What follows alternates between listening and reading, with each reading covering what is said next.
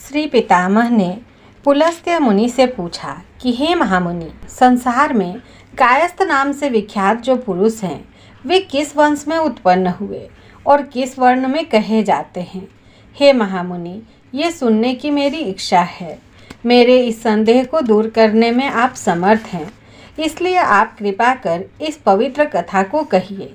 इस प्रकार पूछने पर मुनि प्रसन्न होकर गंगा के पुत्र भीष्म पितामह से बोले, हे गांगेय, मैं कायस्थोत्पत्ति का वर्णन आपसे करता हूँ।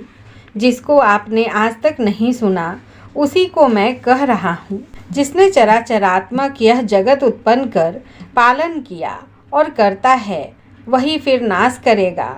इस प्रकार अव्यक्त और शांत पुरुष लोक पितामह ब्रह्मा ने जिस तरह पूर्व में इस तरह संसार की कल्पना की है, वही वर्णन करता हूँ।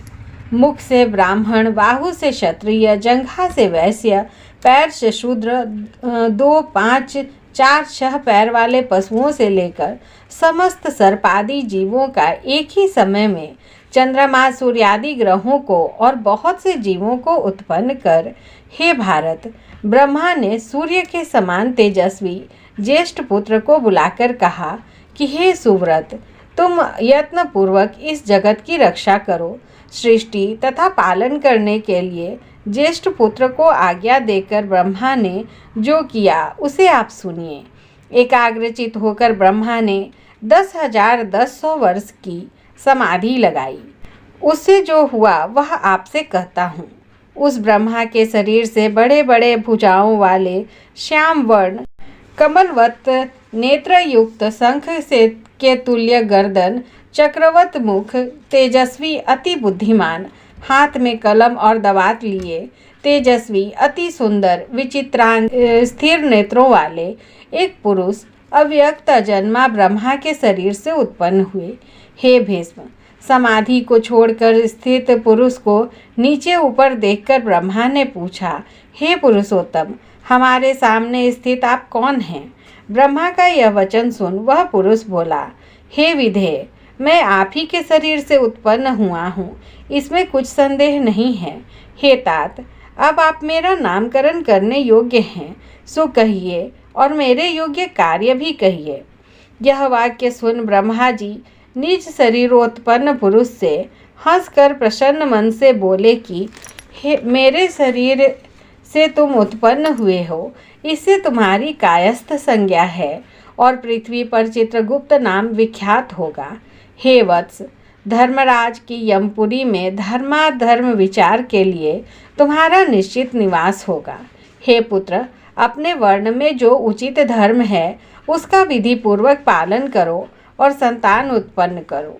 इस प्रकार ब्रह्मा जी भारयुक्त वर को देकर आप अंतर्ध्यान हो गए। श्री पुलस्त्य ने कहा, हे कुरुवंश की वृद्धि करने वाले भीष्म, चित्रगुप्त से जो प्रजा उत्पन्न हुई है उसके नाम वर्णन करता हूँ, सुनो। गौड़, माथुर, भटनागर, सेनक, अहिष्ठाना, श्रीवास्तव, अम्बष्ट, कर्ण। हे महामते, और भी चित्रगुप्त से उत्पन्न अम्बष्ट आदि पुत्र समस्त शास्त्रों में निपुण हुए। तब चित्रगुप्त ने पुत्रों को पृथ्वी पर भेजा और धर्माधर्म को के जानने वाले महामती चित्रगुप्त ने धर्म साधन की शिक्षा दी और कहा कि देवताओं का पूजन, पितरों का श्राद्ध तथा तर्पण, ब्राह्मणों का पालन पोषण और सदैव अभ्यागतों की यत्नपूर्वक सेवा करनी चाहिए। हे पुत्रों, तीनों लोकों के हित के लिए यत्न करना और धर्म की कामना करके महिषासुर मर्दिनी देवी की पूजा अवश्य करना, जो माया, प्रकृति रूपा और चंडमुंड का विनाश करने वाली तथा समस्त सिद्धियों को देने वाली है, उनका पूजन करना, जिनके प्रभाव से देवता लोग भी सिद्धियों को पाकर स्वर्ग को गए और स्वर्ग के अधिकार को पाकर सदैव यज्ञ में भाग लेने वाले हुए। उस देवी के लिए तुम सब उत्तम मिष्ठान आदि समर्पण करना, जिससे वह चंडिका देवताओं की भांति तुम्हें भी सिद्धि देने वाली होए। और वैष्णव धर्म का अवलंबन कर मेरे वाक्य का प्रतिपालन करना। पुत्रों को आज्ञा देकर चित्रगुप्त जी आप स्वर्ग को चले गए। स्वर्ग में जाकर चित्रगुप्त जी धर्मराज के अधिकार में स्थित हुए। हे भीष्म, इस प्रकार श्री चित्रगुप्त की उत्पत्ति मैंने आपसे कही। अब मैं उन लोगों का विचित्र इतिहास और चित्रगुप्त का जैसा प्रभाव उत्पन्न हुआ वह भी कहता हूँ, सुनिए।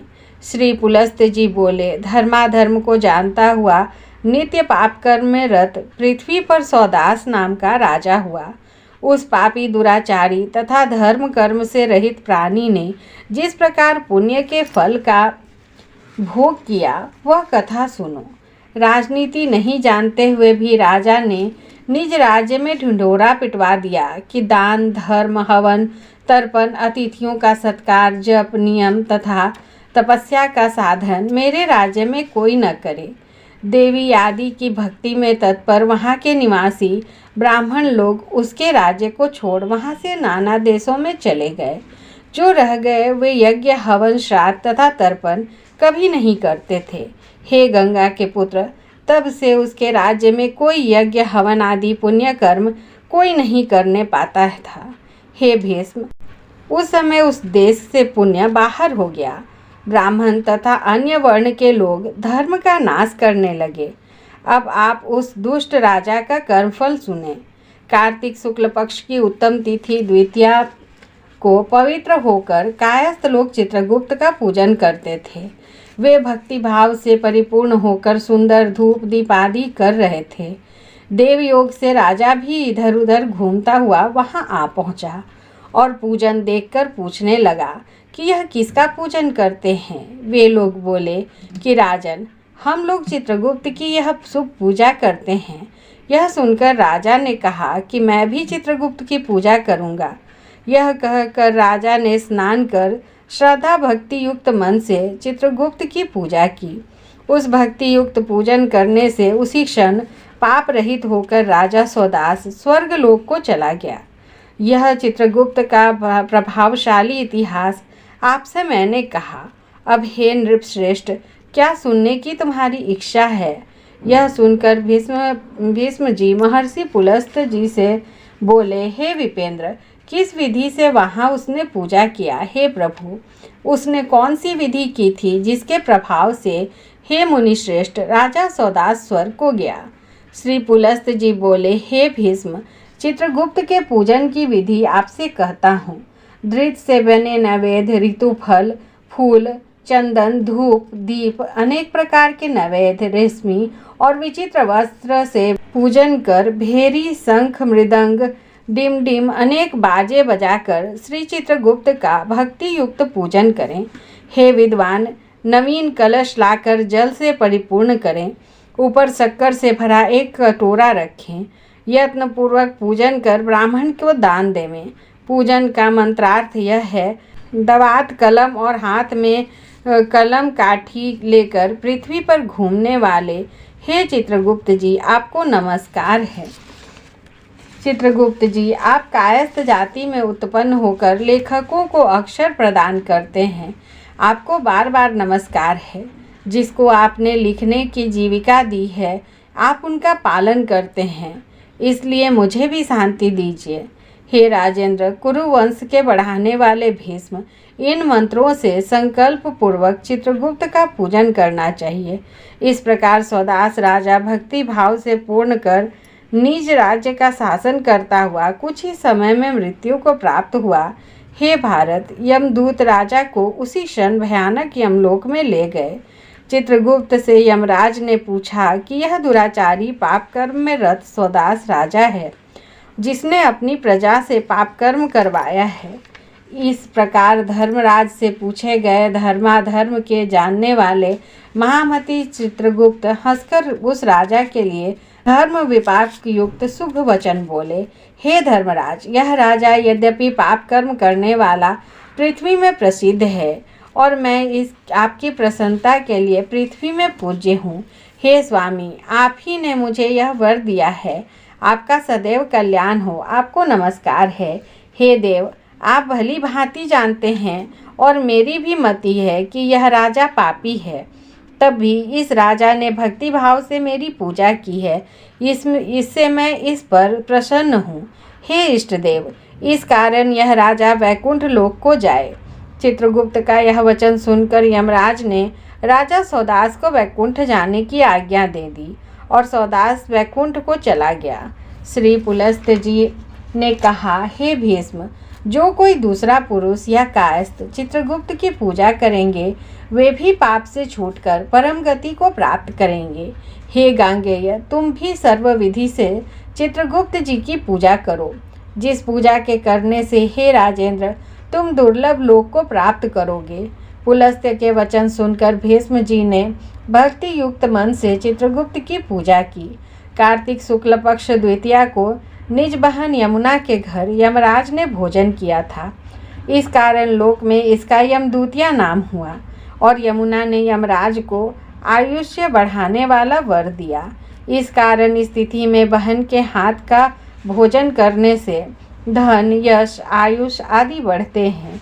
इस तिथि में अपनी शक्ति के अनुसार बहन को दक्षिणा दें और कायस्थ लोग बहन के घर में चित्रगुप्त का पूजन करें। चित्र विचित्र वर्ण के पुष्प, रक्त चंदन, काले धतूरे के पुष्प और समी के पत्ते से पूजन करें। गुड़ मिश्रित लड्डू का नैवेद्य भोग लगावें। पूजन मंत्रार्थ यह है, भोग और अभोग किया हुआ अथवा न किया जो प्रलय है उस समय सुख देने वाले हे चित्रगुप्त, आपको नमस्कार है। समुद्र मंथन के समय लक्ष्मी के साथ उत्पन्न होने वाले चित्रगुप्त, हे महाबाहो, मेरी आयु को बढ़ावें। इस प्रकार पूजन करने से प्रसन्न होकर चित्रगुप्त ने भीष्म को वर दिया कि हे महाबाहो, मेरे प्रसाद से तुम्हारी मृत्यु न होगी।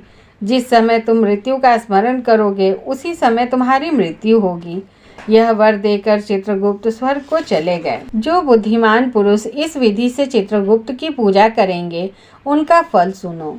वे इस लोक में अनेक प्रकार के बड़े बड़े सुख भोग कर अविनाशी विष्णु लोक को जाएंगे। कायस्थों की उत्पत्ति का कारण दिव्य चित्रगुप्त जी की कथा को जो श्रेष्ठ मनुष्य भक्ति युक्त मन लगाकर सुनेंगे वे पुरुष समस्त व्याधियों से छूटकर दीर्घायु होंगे और मरने पर यहाँ जहाँ तपस्वी लोग जाते हैं ऐसे विष्णु लोक को जाएंगे। इसमें कुछ संदेह नहीं है।